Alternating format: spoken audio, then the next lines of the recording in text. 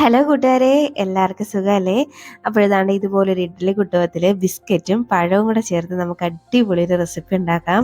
ഇപ്പം ക്രിസ്മസ് ഒക്കെ വരുമല്ലേ, ഇനി എങ്ങോട്ട് നോക്കിയാലും കുറേ മധുരവും കേക്കും അതിൻ്റെയൊക്കെ ഒരു ആഘോഷമായിരിക്കും അല്ലേ. അപ്പോൾ അപ്പോഴൊക്കെ നമുക്ക് പെട്ടെന്നൊരു സ്വീറ്റൊക്കെ കഴിക്കാനൊക്കെ തോന്നുമ്പോൾ ഉണ്ടാക്കിയെടുക്കാൻ പറ്റുന്ന ഒരു റെസിപ്പിയാണ്. അപ്പോൾ എങ്ങനെ ഉണ്ടാക്കുന്നത് കണ്ടു നോക്കാം. അതിന് പിന്നെ ചാനൽ ഇതുവരെ സബ്സ്ക്രൈബ് ചെയ്ത് ആരെങ്കിലും കാണുന്നുണ്ടെങ്കിൽ പ്ലീസ് ഒന്ന് സബ്സ്ക്രൈബ് ചെയ്തേക്കണേ. അപ്പോൾ ഇതുണ്ടാക്കാൻ വേണ്ടി ഞാനിവിടെ ഒരു 8-9 ബിസ്ക്കറ്റ് എടുത്ത് ഒരു മിക്സിയുടെ ജാറിലോട്ട് ഇട്ട് കൊടുത്തിട്ടുണ്ട്. ഇനി ഇത് നന്നായിട്ടൊന്ന് പൊടിച്ചെടുക്കാം. ഇതുപോലെ പൊടിച്ച് നല്ല പോലെ ഒന്ന് പൊടിച്ചെടുക്കണം കേട്ടോ. ഒട്ടും തന്നെ കട്ടകളൊന്നും പാടില്ല. ഇതുപോലെ നന്നായിട്ട് പൊടിച്ചെടുത്തിട്ടുണ്ട്. അപ്പോൾ ഇതിനി അങ്ങോട്ട് മാറ്റി വെക്കാം.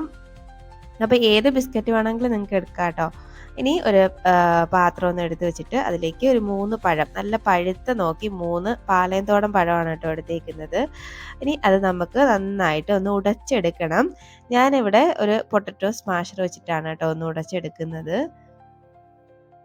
ഇതുപോലെ നല്ലപോലെ ഒന്ന് ഉടച്ചെടുക്കണം. അപ്പോൾ നല്ല പഴുത്ത പഴം നോക്കി എടുത്താൽ മാത്രമേ ഇതിങ്ങനെ ഉടച്ചെടുക്കാൻ പറ്റുള്ളൂ കേട്ടോ. അപ്പോൾ നല്ല പോലെ ഒന്ന് ഉടച്ചെടുക്കാം. റോബസ്റ്റ പഴത്തിലൊക്കെ ഇത് ചെയ്യാം കേട്ടോ.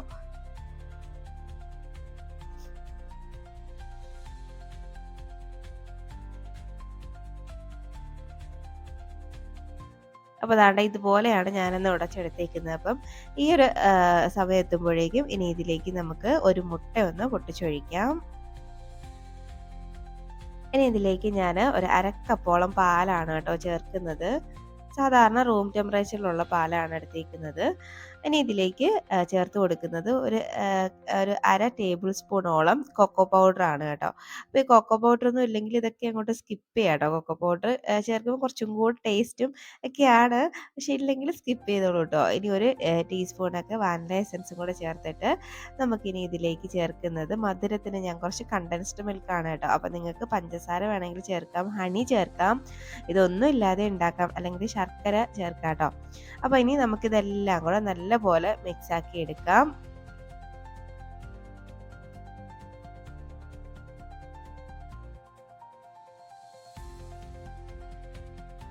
നന്നായിട്ട് ഒന്നങ്ങ് മിക്സ് ആക്കി കൊടുക്കാം. അപ്പോൾ ഈ കേക്കൊക്കെ കഴിക്കണമെന്ന് ആഗ്രഹം ഉണ്ടാവും, പക്ഷെ ഓവനും ബീറ്ററും ഒന്നുമില്ല.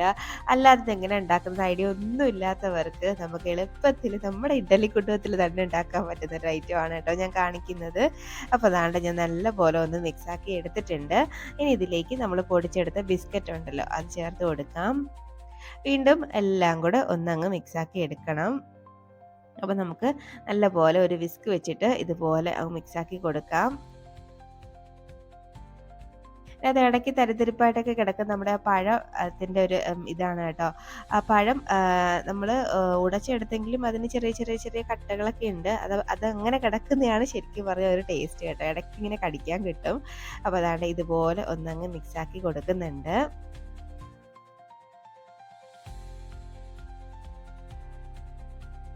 അപ്പോൾ ഞാൻ ഇനി ഇതിലേക്ക് ചേർത്ത് കൊടുക്കുന്നത് ഒരു 1/4 കപ്പിലും കുറച്ച് താഴെയായിട്ട് ഗോതമ്പ് മാവാണ് കേട്ടോ. അപ്പോൾ നിങ്ങൾക്ക് ഈ ഗോതമ്പ് മാവിന് പകരം മൈദ എടുക്കാം, അല്ലെങ്കിൽ റാഗിയിൽ ഇത് ഉണ്ടാക്കാം, അല്ലെങ്കിൽ റവ പൊടിച്ചെടുത്തിട്ട് അതിലും ഉണ്ടാക്കിയെടുക്കാം കേട്ടോ. ഇനി ഒരു ടീസ്പൂണൊക്കെ ബേക്കിംഗ് പൗഡർ ഞാൻ ചേർത്ത് കൊടുത്തിട്ടുണ്ട്. ബേക്കിംഗ് സോഡ ചേർക്കുന്നില്ല, ബേക്കിംഗ് പൗഡർ മാത്രമേ ഇട്ടിട്ടുള്ളൂ. ഇനി വീണ്ടും എല്ലാം കൂടെ ഒന്നുകൂടെ അങ്ങ് മിക്സാക്കി എടുക്കാം.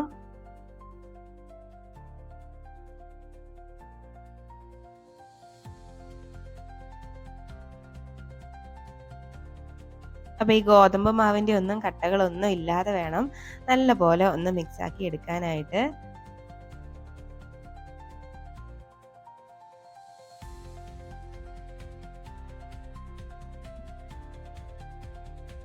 അപ്പോൾ അതാണ്ട് ഞാനെല്ലാം ഒന്ന് മിക്സാക്കി എടുത്തിട്ടുണ്ട്.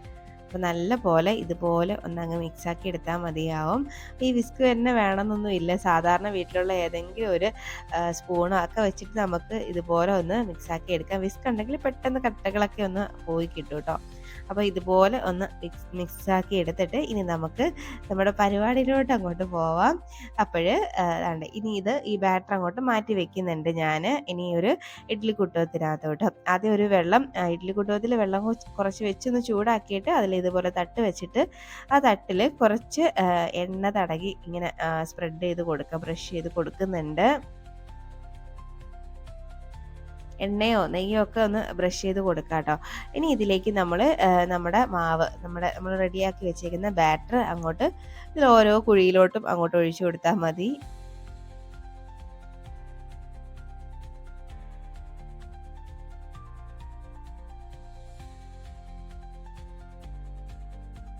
ഞാൻ ഈ ഒരു ബാറ്റർ വെച്ച് തന്നെ 2 രീതിയിൽ ഉണ്ടാക്കി കാണിക്കുന്നുണ്ട് കേട്ടോ. അപ്പോൾ നിങ്ങൾക്ക് ഏത് രീതിയിൽ വേണമെങ്കിലും ഇത് ഉണ്ടാക്കിയെടുക്കാം. 2 രീതിയിലും നമുക്കിത് ഉണ്ടാക്കിയെടുക്കാം കേട്ടോ. അപ്പോൾ ഞാൻ രണ്ടും കാണിക്കുന്നുണ്ട്. ഇപ്പോൾ ദാണ്ടെ ഞാൻ എല്ലാ കുഴിയിലും ഇത് കണക്ക് ബാറ്റർ ഒഴിച്ചു കൊടുത്തിട്ടുണ്ട്. ഇനി നമുക്കിതൊന്ന് മൂടി വെച്ചിട്ട് ഒരു 15 മിനിറ്റ് ഒന്ന് സ്റ്റീം ചെയ്തെടുത്താൽ മതിയാവും കേട്ടോ. അപ്പോഴേക്കും ഇത് സെറ്റ് ആയിട്ടുണ്ടാവും. അപ്പോൾ ഞാനിത് അടച്ച് അടുപ്പത്തേക്ക് ഒന്ന് മാറ്റുന്നുണ്ട്.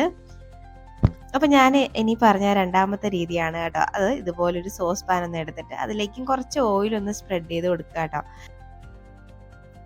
കുറച്ച് മാവേ ഉള്ളൂ, അതുകൊണ്ട് ഞാനൊരു ചെറിയ സോസ് പാനാണ് കേട്ടോ എടുത്തേക്കുന്നത്. അപ്പോൾ അല്ല, ഈ സോസ് പാനേ എടുത്തിട്ടുള്ളൂ, അല്ലെങ്കിൽ കുറച്ചും കൂടി വലിയൊരു പാത്രം എടുക്കാമായിരുന്നു. അപ്പോൾ അതാണ്ട് ഇതുപോലെ ഞാനൊന്ന് എണ്ണയെല്ലാം ഒന്ന് സ്പ്രെഡ് ചെയ്ത് വെച്ചിട്ടുണ്ട്. ഇനി ഇതിലേക്ക് നമ്മുടെ ആ ബാക്കി വന്ന ബാറ്റർ കൂടെ അങ്ങോട്ട് ചേർത്ത് കൊടുക്കാം.